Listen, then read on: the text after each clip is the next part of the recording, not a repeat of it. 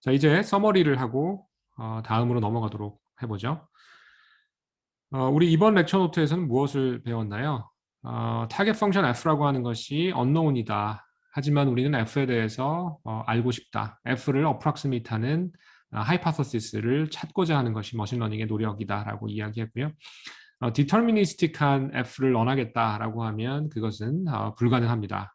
그래서 deterministically for sure f에 대해서 알고 싶다라고 하면 그것은 불가능하고요. probabilistically 접근한다라고 하면 우리가 그래도 해볼 수 있는 것이 많이 있다라는 이야기. 그래서 F를 근사하는 G라고 하는 우리의 하이파서시스를 런하고자 하고 결국은 이제 우리가 원하는 것은 이런 트레이닝 과정에서 보지 못한 데이터에 대한 성능도 훌륭한 이런 E out of G가 0으로 가까이 가게 하는 이런 걸 원하고요. 그런 측면에서 E out of G를 0으로 보낸다라고 하는 것 달성하기 쉽지 않습니다. 이것을 두 가지로 우리는 쪼개서 생각을 합니다. 첫 번째는 E-out과 E-in을 근사하게 만들 수 있느냐에 대한 답이 필요한 것이고 두 번째는 E-in을 0으로 보낼 수 있느냐에 대한 질문에 대한 답이 필요한 겁니다. 이 1번과 2번을 이제 같이 생각하면 결국은 이 위쪽에 있는 E-out을 G로 보낸다, 0으로 보낸다라는 것을 달성할 수 있겠죠. 자, 그래서 첫 번째 질문에 대한 답은 이론적이고 우리가 회프딩 이니퀄리티를 이용해서 이야기하기 시작을 했습니다. 배드한 이벤트, 즉 E아웃하고 E인이 입실론보다 커지는 그런 배드한 이벤트의 확률, 그것의 어퍼 바운드를 우리는 이야기했고요.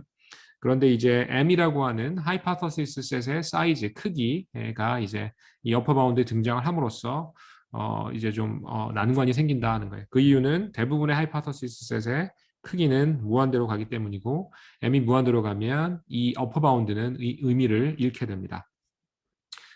자, 그리고 이제 우리가 이 VC 어널리시스라는 것은 이번 수업 시간에 할 겁니다. 그리고 통계 쪽에서 바이어스 베리언스 어널리시스라는 것을 이제 하게 되는데요. 추정 이론이나 이런 쪽으로 등장을 합니다. 그래서 이런 분석을 통해서 이론적으로 이런 1번, 즉 일반화의 협의이죠. 이런 일반화가 가능한지에 대한 여부를 우리가 탐색하게 되고요. 두 번째 질문에 대한 답, 즉 인샘플 에러를 0으로 보낼 수 있느냐, 즉 트레이닝 에러를 0으로 보낼 수 있느냐, 다분히 프랙티컬한 질문입니다. 어떤 데이터, 어떤 모델, 어떤 환경에서 여러분이 학습을 수행하는지 다 영향을 주게 되고요. 다양한 머신러닝 패러다임들이 있고 그런 것들을 우리가 이 수업을 통해서 학습을 하게 될 겁니다. 그 다음에 에러 메저에 대해서도 우리가 학습을 했었죠. 에러 메저라고 하면 우리의 모델 G와 그리고 타겟 F가 얼마나 떨어져 있는지, 뭐 가까운지 이것을 정량화하는, 퀀티파이 하기 위한 그런 개념이라고 설명을 했고요. 이상적으로는 우리에게 머신러닝 문제를 제시하는 그 사용자, 유저가 정해줘야 합니다. 하지만 프랙티컬리 그런 스펙이 안 올 수도 있고 아니면 불가능한 그런 에러를 제한하는 경우도 있기 때문에 많은 머신러닝 문제에서는 굉장히 이제 일반적이고 프렌들리한 그런 에러 메저를 사용하게 돼요. 그리고 에러 메저를 이용해서 에러를 잴 때 많은 경우에는 각각의 데이터 포인트에 대해서 에러를 재고 전체 데이터 셋에 대해서 평균을 취해서 에버리지 에러를 구하게 됩니다.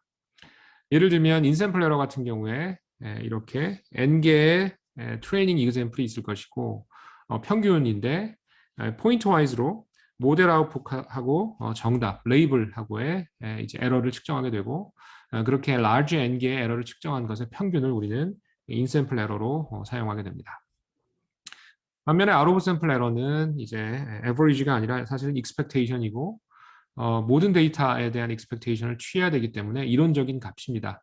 이아웃을 수식으로 표현하자면 그래서 여기 expectation을 이렇게 취해지게 되겠죠.